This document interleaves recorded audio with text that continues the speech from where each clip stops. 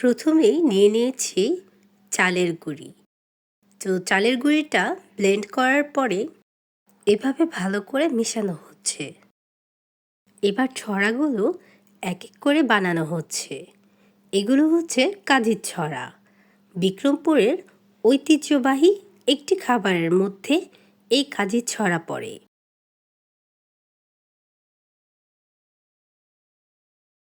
এক একটা এক একভাবে তৈরি করা নেওয়া হচ্ছে। হয়ে গেল ছড়া বানানো।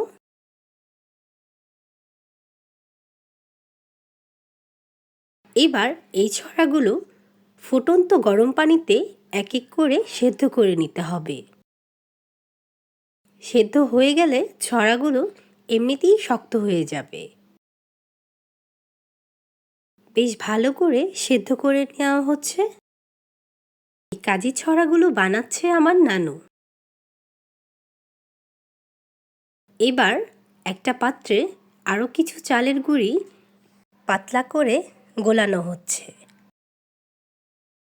এরই মধ্যে দিয়ে দেওয়া হলো।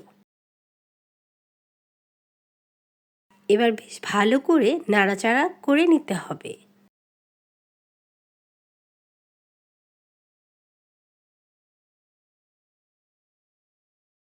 এখন কিন্তু বেশ ভালো করে নাড়াচাড়া করে নিতে হবে, নয়তো পাতিলে লেগে যাবে।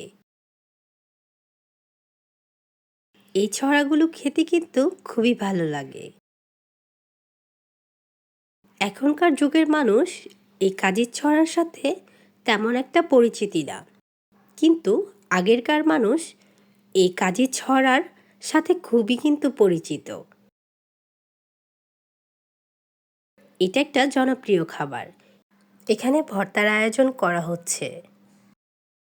এখানে থাকছে মরিচ ভর্তা, ধনিয়া পাতা ভর্তা, 2 আইটেমের ভর্তা থাকছে। মরিচ বাটা হয়ে গেছে।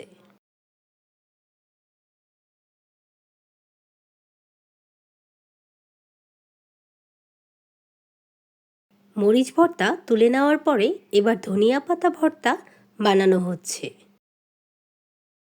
এখানে 2 ধরনের ধনিয়া পাতা নেওয়া হয়েছে। চাইলে আপনারা শুটকি ভর্তা দিয়েও খেতে পারেন। ধনিয়া পাতা ভর্তাটাও কিন্তু হয়ে গেছে।